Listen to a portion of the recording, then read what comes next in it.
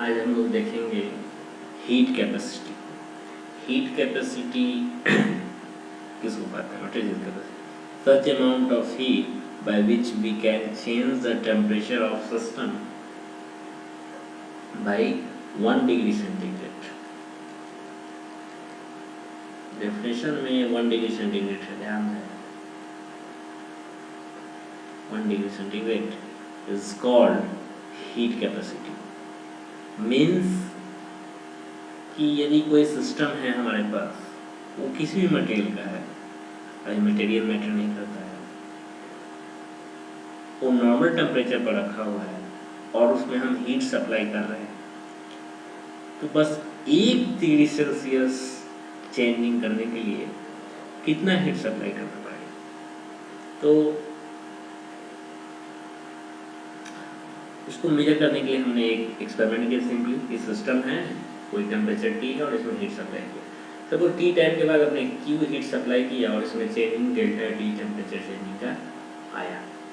तो यहाँ पर एक कंसेप्ट छिपा हुआ है, उसको समझिए। यहाँ है कि हम जो हीट सप्लाई कर रहे हैं ये कांस्टेंट हीट सप्लाई कर रहे हैं। This is constant heat supply हो रहा है। कांस्टेंट हीट सप्लाई हो रहा है, लगातार same amount of heat transfer हो रहा है एवरी टाइम इंटरवल में।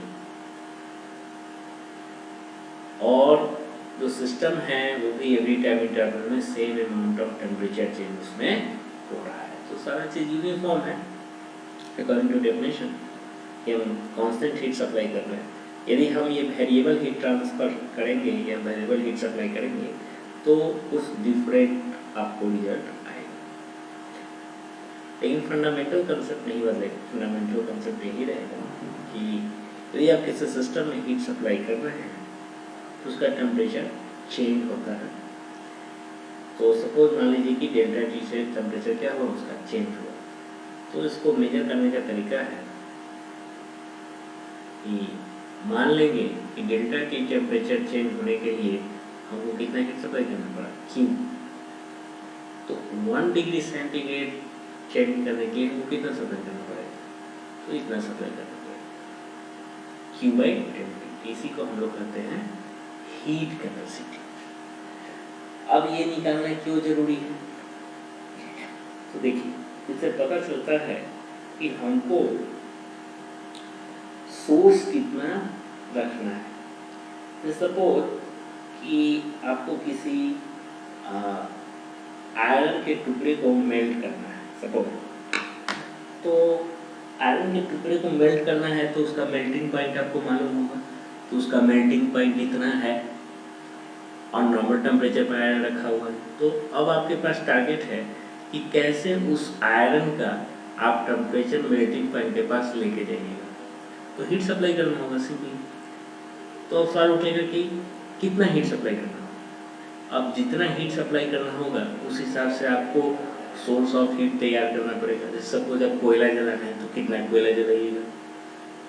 सपोज आप इलेक्ट्रिक से करना चाह रहे हैं तो कितना इलेक्ट्रिक सप्लाई कीजिएगा। सपोज आप लेयर से करना चाह रहे हैं तो कितना लेयर का एनर्जी होगा।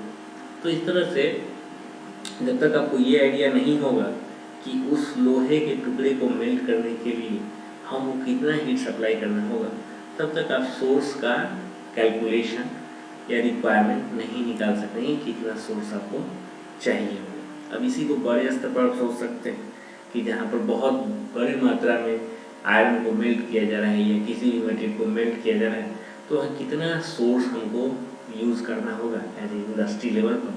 तो वो आपको कैलकुलेशन हम कर सकते हैं यदि हमें मटेरियल का हीट कैपेसिटी मालूम हो तो। ये इसका फंडामेंटल एप्लीकेशन है कि यदि आपको हीट कैपेसिटी मालूम होगा तो in on a large scale we can measure the amount of source to do the job. ठीक है, तो ये हो गया आपका हीट कैपेसिटी। निकालने का टेक्निक वेरी सिंपल है, delta temperature Q and 1 degree centigrade के लिए। ठीक है, नेक्स्ट यदि आप इसका यूनिट देखें तो यूनिट बहुत ही आसान है। हीट का यूनिट क्या होता है? जूल एनर्जी है, और टेम्परेचर का डिग्री सेंटीग्रेड, तो आ जाएगा जूल पर डिग्री सेंटीग्रेड। यूनिट भी सिंपल है, और ये प्रॉपर्टी है तो ये स्केलर क्वांटिटी है, वेक्टर क्वांटिटी तो है नहीं। ठीक, नेक्स्ट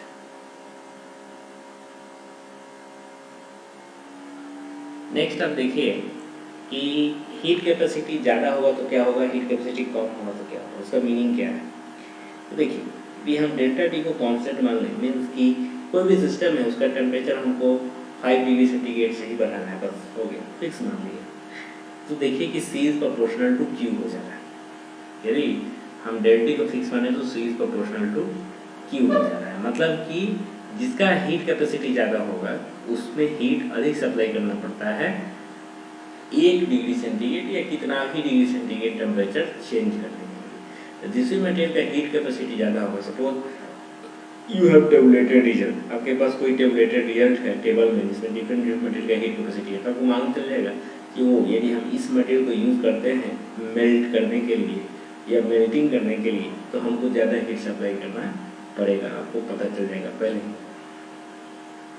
या आपको ये भी पता चल जाएगा कि इस मटेरियल को यदि यूज़ करेंगे तो हमारा हीट सप्लाई कम होगा क्योंकि इसका हीट कैपेसिटी कम है। तो हीट सप्लाई यदि कम होगा तो रिसोर्सेज कम यूज होगा, रिसोर्सेज कम यूज होगा तो कम पैसा में काम हो जाएगा। लेकिन यदि आप high heat capacity material use करते हैं उसको मेल्ट करने के लिए हाई आपको एनर्जी चाहिए, ज़्यादा एनर्जी चाहिए, और ज़्यादा एनर्जी के लिए ज़्यादा रिसोर्स के लिए कॉस्टिंग बढ़ जाएगा, महंगा हो जाएगा। ठीक, तो इसका मतलब ये है कि हीट कैपेसिटी यदि बढ़ेगा तो हीट सप्लाई हमारा बढ़ जाता है, और यदि घटेगा तो हीट सप्लाई घट जाता है। और C आपका मटेरियल के नेचर पर डिपेंड करता है, ये कन्फर्म है। ठीक, यदि हम प्रैक्टिकल यूज में चले तो प्रैक्टिकल यूज में जैसे कि सपोज कोई आप घर के किचन का बर्तन लाना चाह रहे हैं तो उसका हीट कैपेसिटी आप ज़्यादा रखना चाहिएगा, क्यों, और कम रखना चाहिएगा, क्यों, तो उसको सोचना पड़ेगा। यदि आप ज़्यादा रखते हैं तो एक चाय बनाने के लिए कितना देर आपको इंतजार करना पड़ेगा, काफ़ी देर इंतजार करना पड़ेगा। और यदि आप बहुत कम रखते हैं तो चाय रखते ही उबल जाएगा। तो इससे ये मैटर करता है कि आपको इस तरह रखना है हीट कैपेसिटी मटेरियल का कि हमको किचन का वर्क करने में, डोमेस्टिक वर्क करने में क्या हो, सुविधा हो। जैसे चाय बनाना है, पानी गर्म करना है, दूध गर्म करना है, कढ़ाई में सब्जी बनाना है, तो वो एक टाइम इंटरवल ले हीट होने के लिए, लेकिन बहुत ज़्यादा भी समय न ले और बहुत कम भी समय न ले कि हमको ट्रबल हो। जैसे बहुत ज़्यादा समय लेगा तो हमको खाना बनाने में बहुत टाइम लग जाएगा, और यदि बहुत कम समय लेगा तो खाना बना जल जाएगा क्योंकि उसमें बहुत ज़्यादा हीट चला जाएगा कम टाइम में। तो यदि लो हीट कैपेसिटी होगा तो कम ही हीट सप्लाई से उसका टेम्परेचर बहुत जल्दी भागने लगेगा। तो हमको जो अपने गैस स्टोव का जो फ्लेम है उसको बहुत धीमा रखना पड़ेगा। तो उसको बार बार अप डाउन नहीं कर सकते हैं, बार बार अप डाउन करेंगे तो खाना कौन बनाएगा। तो एक आदमी रखना होगा स्टोव के फ्लेम को अप डाउन करने के लिए, और दूसरा रखना होगा खाना बनाने। तो ऐसा तो होता नहीं, एक ही आदमी दोनों काम कर सकता है, क्योंकि वो इस तरह से डिजाइन होता है कि आप एक सर्टेन फ्लेम को मेंटेन रख के खाना बना सकते हैं। तो ये आपका प्रैक्टिकल यूज है हीट कैपेसिटी का, कि किसी भी वर्क को करने के लिए जहाँ पर भी हीटिंग वर्क यूज हो रहा है तो हीट कैपेसिटी को ध्यान में रख के डिजाइन किया जाता है। ठीक है, नेक्स्ट सॉलिड का हीट कैपेसिटी जो होता है वो एक ही होता है, लिक्विड का हीट कैपेसिटी एक ही होता है, बट गैस का 2 हीट कैपेसिटी होता है। इसका कारण क्या है, देखिए नीचे गैस का तो CP CD आप जानते हैं, लेकिन देखिए कैसे होता है। सॉलिड को डायरेक्टली हीट करेंगे तो हॉट हो जाएगा, इसमें कुछ चेंजिंग। लिक्विड में भी वही बात है, यहाँ ध्यान रहे फेज चेंज हम नहीं कर रहे हैं, लिक्विड में ही है और सॉलिड में ही है।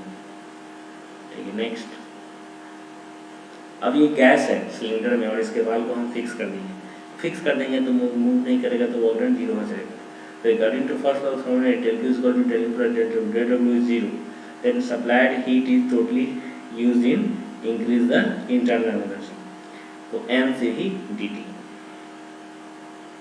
यहाँ देख रहे हैं आपकी del Q is proportional to del T, तो जितना भी हीट आप सप्लाई कर रहे हैं उतना वो सारा चीज़ किसमें यूज हो रहा है, टेम्परेचर को राइज करने में, इसका टेम्परेचर इंक्रीज करने में आपका यूज हो रहा है।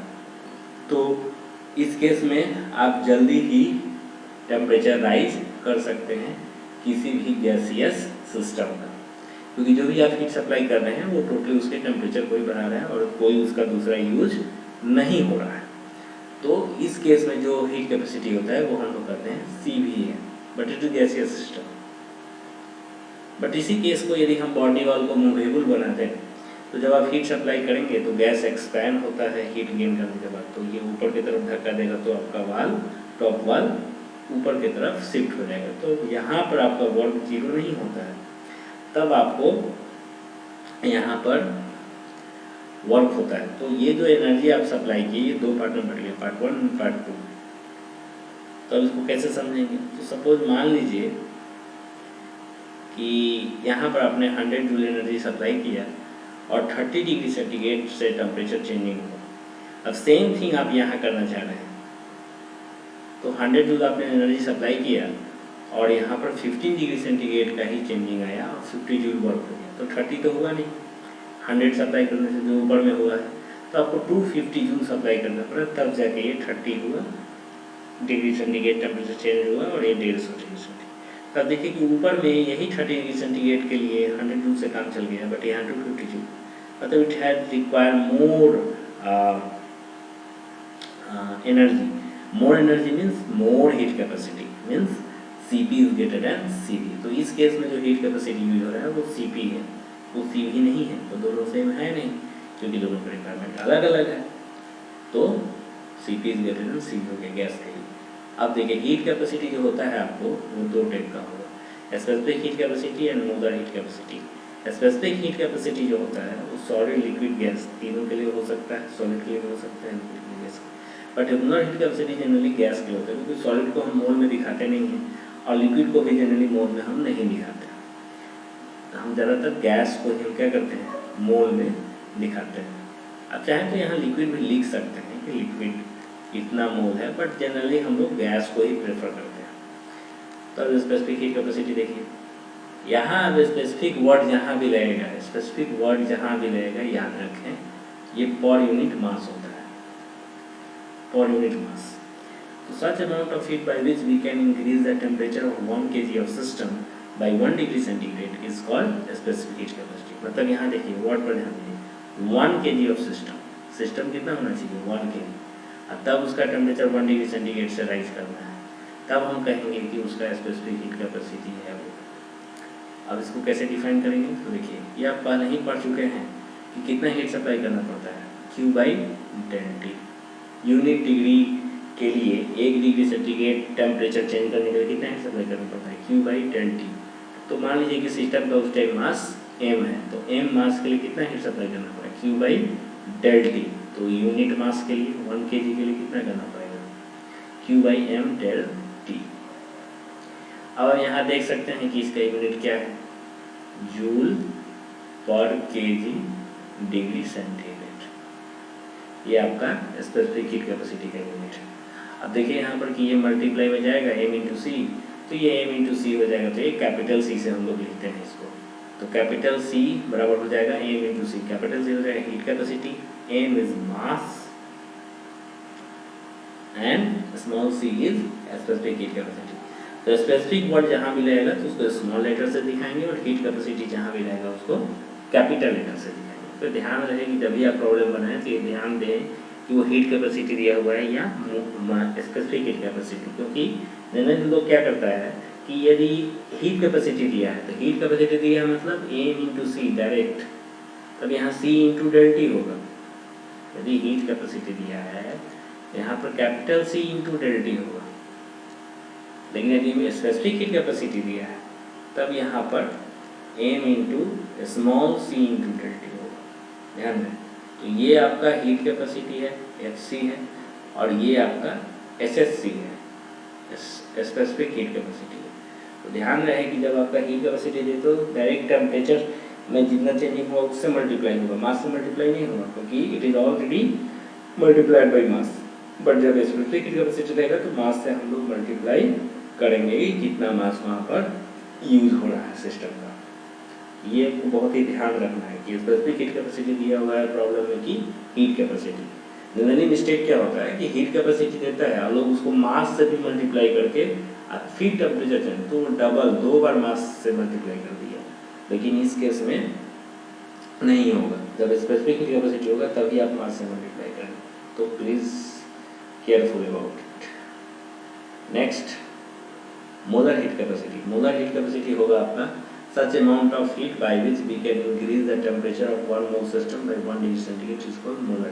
अब यहाँ क्या है, 1 मोल सिस्टम आ गया, पहले क्या था 1 kg था, अभी आपका 1 मोल हो गया। ध्यान रखें 1 मोल हो गया, 1 मोल by 1 degree centigrade is called molar heat capacity. तो ये हो गया आपका Q by delta T. Q by delta T कैसे, तो कोई भी सिस्टम का 1 डिग्री सेंटीग्रेड से टेम्परेचर चेंज करना है तो Q बाई डेल्टा, क्योंकि ऊपर हम डिराइव कर चुके हैं, और n मोल के लिए इतना Q बाई डेल्टा, तो 1 मोल के लिए Q by n into delta. अब यहाँ भी देखिए ध्यान से कि यहाँ क्या होगा, यहाँ होगा जूल पर मोल डिग्री सेंटीग्रेड।